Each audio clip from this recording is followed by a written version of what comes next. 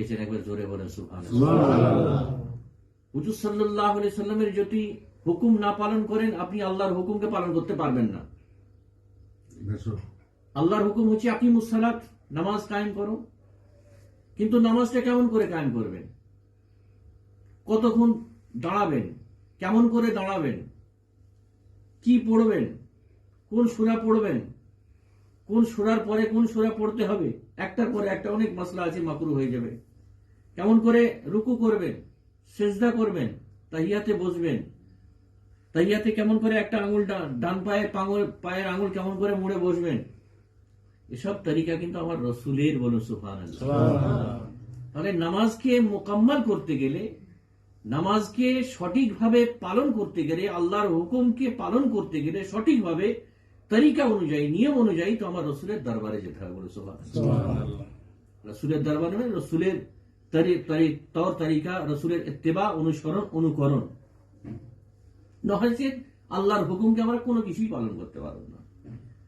যাকাতের মধ্যে, রোজার মধ্যে এরকম, রোজা আল্লাহ রাব্বুল আলামিন হুকুম করেছেন, ইয়াতুজ যাকাত,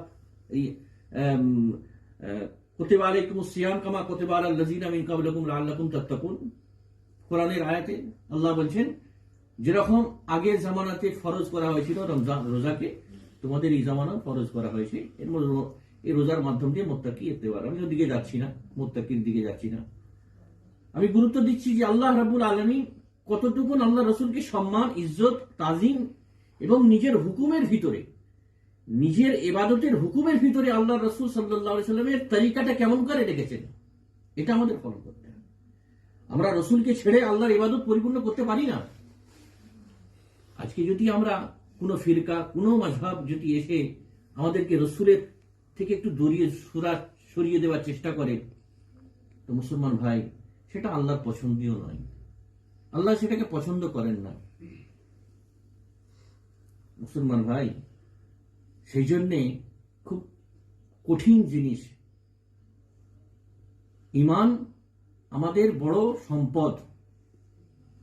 সেই ঈমান, সেই বিশ্বাস আমাদের আছে আল্লাহ এবং আল্লাহ রসুলের উপরে, কোরআন হাদিসের উপরে, জান্নাত জাহান্নামের উপরে।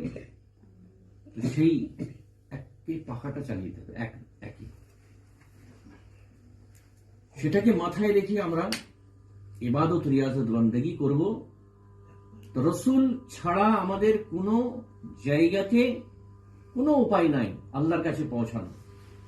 আজকে যে বলছি ডাইরেক্ট আল্লাহকে পাওয়া যাবে, আমার নলেজে, আমি যতটুকু পড়াশোনা করেছি, আমার নলেজে কোথাও একটা ডাইরেক্ট আল্লাহকে পাওয়া যায় না।